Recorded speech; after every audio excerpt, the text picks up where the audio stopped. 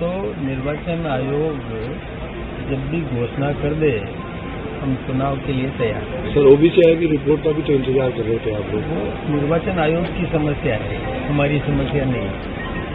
हमारी समस्या है जो भी निर्वाचन आयोग तय करे मापदंड, उसके हिसाब से हम चुनाव के लिए तैयार हैं। बात आपको बताऊं, विपक्ष तो कोई मुद्दा उनके पास में है नहीं, काम है नहीं।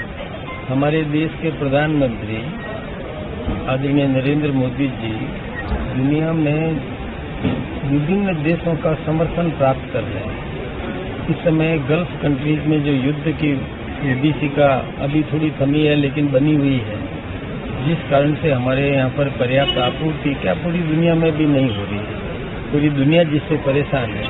तो हमारे देश के प्रधानमंत्री जी समर्थन जुटा करके और सबको और एक प्रेशर टैक्टिक्स जो हो सकती है कि उन देशों पर कि लड़ो मत, इस प्रकार का प्रयास कर रहे हैं। इसके लिए विदेश यात्राएं कर रहे हैं। अब वो उनके समझ में आती नहीं है, वो समझ नहीं पा रहे हैं कि क्यों हमारे देश के प्रधानमंत्री जी वहाँ गए।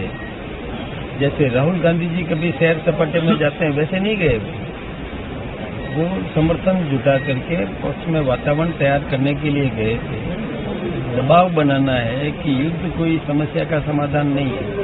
युद्ध करने से युद्ध करने वाले देशों को भी हानि होती है और बाकी दुनिया को भी नुकसान होता है। आज दुनिया में 30% से अधिक आपूर्ति वहीं से होती थी, तो ये समस्या तो है।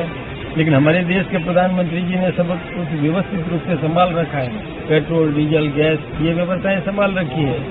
अब उनको ये सब नहीं दिखा। राहुल गांधी जी को केवल वो ट्रॉफी दिखी, वो भी तब जब हमारे देश के प्रधानमंत्री जी पिछली गए तो राहुल जी का ननियाल है वहाँ पर। अब ननियाल में उनको बचपना याद आ गया और ट्रॉफी दिखी। अब इसका तो मैं क्या करूँ।